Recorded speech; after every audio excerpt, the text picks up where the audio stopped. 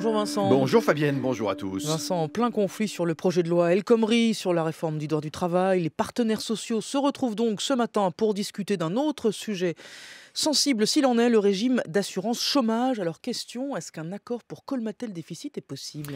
C'est possible, c'est toujours possible, mais ce serait alors vraiment un accouchement dans la douleur, Fabienne. Et pour une première raison, d'ailleurs assez paradoxale, c'est que les partenaires sociaux terminent eux aussi le quinquennat de François Hollande dans un état d'extrême fébrilité. Une situation paradoxale puisqu'à peine élu, vous vous en souvenez, le président avait affirmé vouloir parier sur la mise en dynamique des corps intermédiaires, fidèles à une vision très social-démocrate des relations sociales et plus largement de la démocratie sociale. 4 ans plus tard, et surtout 600 000 chômeurs de plus, les partenaires sociaux, les patrons d'ailleurs comme les syndicats de salariés, semblent divisés, affaiblis, à bout de souffle, sans idées neuves et comme dépassés par la situation. Ils sont comme inspirés par la crise de défiance qui frappe la gauche face à l'absence de résultats. Ballottés au rythme des tiraillements de la majorité, les partenaires sociaux n'ont pas su défendre un agenda, une stratégie, une autonomie, des propositions. Cela confirme d'ailleurs une règle assez étrange, les relations avec la gauche au pouvoir restent décidément bien compliquées pour les syndicats de salariés. Alors un accord sur le NEDIC sera aussi difficile, Vincent, car il y a des mesures douloureuses à prendre. Mais oui, c'est la seconde raison pour laquelle un accord sur l'assurance chômage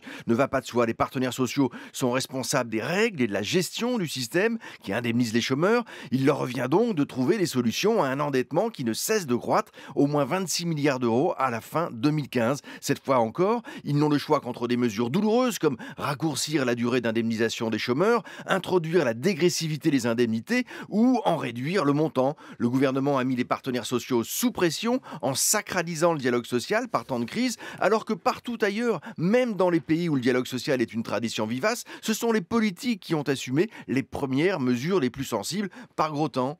Le gouvernement souhaite manifestement que les partenaires sociaux décident de la dégressivité des indemnités. En gros, c'est ça l'idée. Mais oui, le gouvernement suggère une baisse de 25% des allocations chômage à partir du moment où le demandeur d'emploi atteint la moitié de sa période d'indemnisation.